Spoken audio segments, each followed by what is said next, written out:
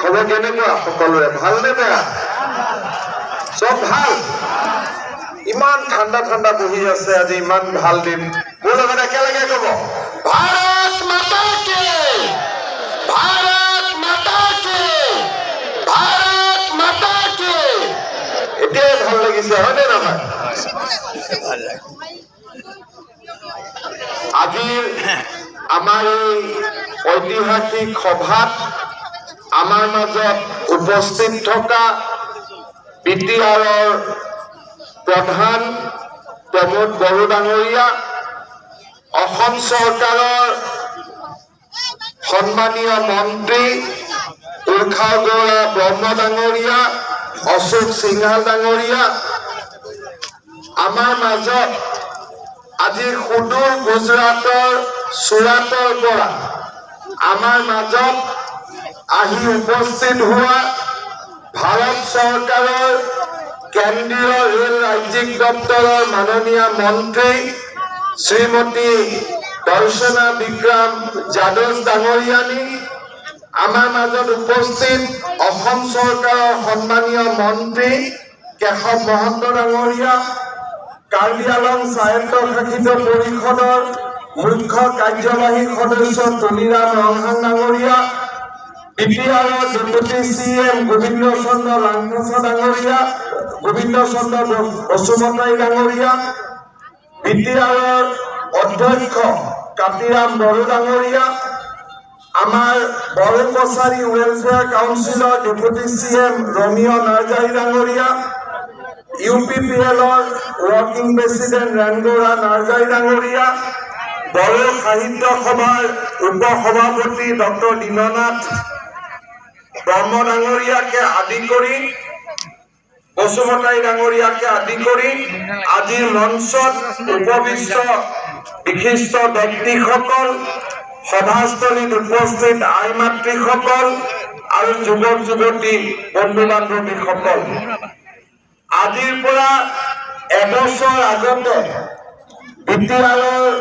প্ৰধান হিচাপে প্ৰমোদ বড়ো ডাঙৰীয়াই শপত লৈছিল তাৰ পিছত আজি এই নতুন বিটিআৰে গৌৰৱেৰে সৈতে এটা বছৰ পাৰ কৰিলে মই আজিৰ এই শুভ মুহূৰ্তত বিটিআৰ প্ৰধান প্ৰমোদ বড়ো আৰু তেখেতৰ সকলো সহযোগীকে অসমৰ ৰাইজৰ হৈ অসম চৰকাৰৰ হৈ এটা বছৰ পূৰ্তি এই মংগলময় আৰু পবিত্ৰ দিনটোত তেখেতসকলক অভিনন্দন জনাইছো যোৱা এটা বছৰ অত্যন্ত কঠিন বছৰ আছিল যোৱা এটা বছৰ অত্যন্ত প্ৰত্যাহ্বানৰ বছৰ আছিল আমি সকলোৱে জানো যে বিটিআৰৰ নিৰ্বাচন হৈছিল এটা ঐতিহাসিক বড়ো শান্তি চুক্তিৰ পিছত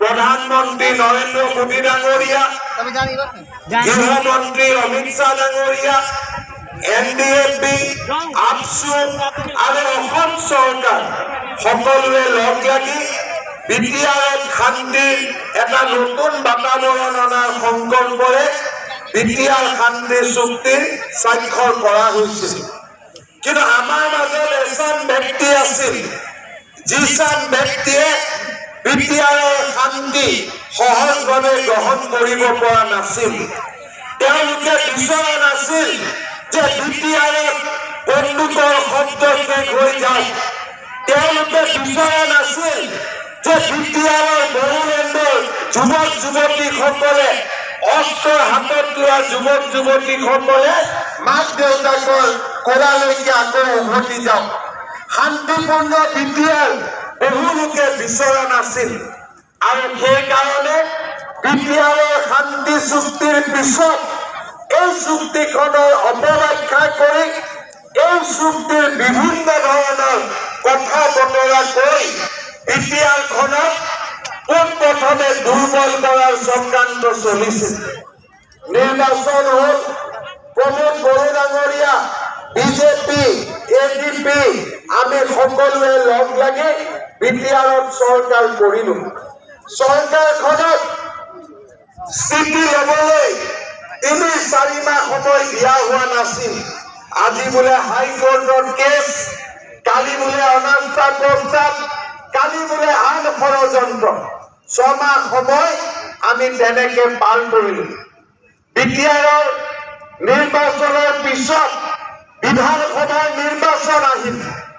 বিধানসভাৰ নিৰ্বাচনৰ পিছতে ক'ব গ'লে প্ৰমোদ বড়ো ডাঙৰীয়াই কাম কৰিবলৈ সুবিধা পালে। যদিও তেওঁক আজি আমি কৈছো যে এবছৰ প্ৰমোদ বড়ো হ'ল, এবছৰ চকীত বহা হ'ল, কিন্তু কাম কৰিবলৈ তেওঁ আচলতে সুবিধা পাইছে যোৱা ৬ মাহ আৰু ৭ মাহত। আৰু এই সময়খিনিৰ ভিতৰত মাত্ৰ ৬ মাহ ৭ মাহৰ ভিতৰত বিটিআৰৰ জীৱনলৈ বহুত পৰিৱৰ্তন আহিল। NDFৰ যুৱকসকল ঘৰলৈ উভতি আহিল আৰু তাৰ লগে লগে যিবিলাক আন সৰু সুৰা সংগঠনৰ জন্ম হৈছিল তেওঁলোকৰ ৰাষ্ট্ৰ জীৱনৰ মূল সুঁতিলৈ উভতি আহিল। প্ৰথমবাৰৰ বাবে আজি আমি দেখা পাইছো যে বিটিআৰৰ জীৱনলৈ প্ৰকৃতাৰ্থত শান্তি আজি আহিছে। আজি বিটিআৰত অস্ত্ৰৰ শব্দ নাই, বিটিআৰত আজি তেজৰ ভাকু নাই। বিটিআৰত এতিয়া উন্নয়ন আৰু বিকাশৰ জয়গান এক নতুন বিটিআৰৰ ফালে আজি আমাৰ সমাজখন আগবাঢ়িছে। এই যোৱা ৬ মাহৰ ভিতৰত আমি দেখা পাইছো বিটিআৰৰ জীৱনলৈ উন্নয়নৰ এটা নতুন দিগন্ত আহিব ধৰিছে। কেইটামান দিন আগত আমি বিটিআৰলৈ আহিছিলো আৰু এই বিটিআৰৰ ২৭৭৪ গৰাকী NDFৰ প্ৰাক্তন সদস্যৰ আমি সংস্থাপনৰ তেওঁলোকক আমি ৰাষ্ট্ৰ জীৱনলৈ মূল সুঁতিলৈ উভতি আহিবৰ বাবে আমি সহায় কৰি দিবলৈ সক্ষম হৈছিলো। আমি বিটিআৰ চুক্তিৰ পিছত বিটিআৰৰ সীমাৰ যি পৰিৱৰ্তনৰ কথা আছিল, যে বিটিআৰৰ লোকৰ স্বপ্ন আছিলে যে বিটিআৰ আৰু আগবাঢ়িব লাগে, বিটিআৰৰ আৰু প্ৰসাৰ হ'ব লাগে, সেই দিশতো আমি কমিটি নিৰ্মাণ কৰিব পাৰিছিলো আৰু সকলো ধৰণৰ হিয়াৰিং আজি আমি কমপ্লিট কৰিবলৈ পাৰিছিলো। PP বাৰ্মা ডাঙৰীয়াৰ আকস্মিক বিয়োগ নহলে বিটিআৰৰ আন এক কথা ইতিমধ্যে আমি হয়তো কামত আমি এক প্ৰকাৰ আমি ক্ৰিয়ান্বিত কৰিব পাৰিলোহেঁতেন। যোৱাকালি এই বিটিআৰৰ সীমা নিৰ্ধাৰণৰ বাবে অসম চৰকাৰে এজন নতুন অধ্যক্ষ নিযুক্তি কৰিছে আৰু আমি বিচাৰিম যে খুব কম সময়ৰ ভিতৰতে বিটিআৰৰ লোকৰ যি সপোন সেই সপোনো যাতে বাস্তৱত ৰূপায়িত হয়। এই সময়ছোৱাৰ ভিতৰতে আমি বড়ো ভাষাক অসমৰ সহযোগী ৰাজ্য ভাষাৰ মৰ্যাদা দিবৰ বাবে আমাৰ যি সিদ্ধান্ত আছিল সেই সিদ্ধান্তক আমি বাস্তৱত ৰূপায়িত কৰিব পাৰিছিলো। বিটিআৰৰ চুক্তিৰ লগত সংগতি ৰাখি যিসকল লোকৰ বিৰুদ্ধে গোচৰ প্ৰত্যাহাৰ কৰাৰ কথা আছিল সেই দিশতো আজি আমি বহুখিনি আগুৱাই যাব পাৰিলো। আৰু আজি আমি বিটিআৰত যোৱা ৬ মাহ আৰু এবছৰৰ ভিতৰত বিটিআৰৰ লোকৰ মাজত সম্পৰ্ক আমি আৰু সুমধুৰ কৰিলো। মানুহৰ লগত মানুহক আমি ওচৰ চপাই আনিলো আৰু বিটিআৰৰ জীৱনলৈ শান্তি আৰু বিকাশৰ এক নতুন পৰিৱৰ্তন আমি কঢ়িয়াই আনিলো। এই সময়ছোৱাৰ ভিতৰতে ৰায়মনা ৰাষ্ট্ৰীয় উদ্যান হ'ল আৰু এই ৰাষ্ট্ৰীয় উদ্যান ঘোষণাৰ লগত সংগতি ৰাখি প্ৰায় ৫০০ চোৰাং চিকাৰীয়ে নিজৰ অস্ত্ৰ বিটিআৰ কৰ্তৃপক্ষৰ হাতত জমা দিলে আৰু আজি বিটিআৰৰ বন সম্পদ, বিটিআৰৰ প্ৰাকৃতিক সম্পদ সংৰক্ষণৰ ক্ষেত্ৰতো আজি আমি বহু দূৰ আগুৱাই যাব পাৰিলোঁ। মাটিৰ পট্টাৰ সমস্যা আছিলে। আমাৰ বিভিন্ন জনগোষ্ঠীৰ লোকৰ এটা মনত আশা আকাংক্ষা আছিলে যে মোৰ মাটিৰ দত্তন হ'ব লাগে, মই মোৰ মাটিৰ কাগজ পাব লাগে। আৰু যোৱা এই সময়ছোৱাৰ ভিতৰতে বিটিআৰ কৰ্তৃপক্ষই 4,949 জন লোকক মাটিৰ আবণ্টন দিবলৈ সক্ষম হৈছে। মই প্ৰমোদ বড়ো ডাঙৰীয়াক আহ্বান জনাম যে বিটিআৰত বাস কৰা বিভিন্ন জনগোষ্ঠীৰ লোকে যাতে ভূমিৰ অধিকাৰ পাব পাৰে, নিজৰ দেউতাক মাকৰ মাটি নিজৰ ল'ৰা ছোৱালীৰ নামলৈ যাতে হস্তান্তৰ কৰিব পাৰে, সেই ধৰণে ৰাজ্য চৰকাৰে যি মিছন বসুন্ধৰাৰ কাম আৰম্ভ কৰিছে, তেনেকুৱা এক মিছনৰ কাম বিটিআৰ কৰ্তৃপক্ষই যাতে হাতত লয়, আমাৰ থলুৱা যুৱতীয়া লোকে যাতে ভূমিৰ অধিকাৰ পায়, তাৰ দিশত মই তেওঁক আগভাগ ল'বলৈ আজিৰ সভাতে আহ্বান জনাম।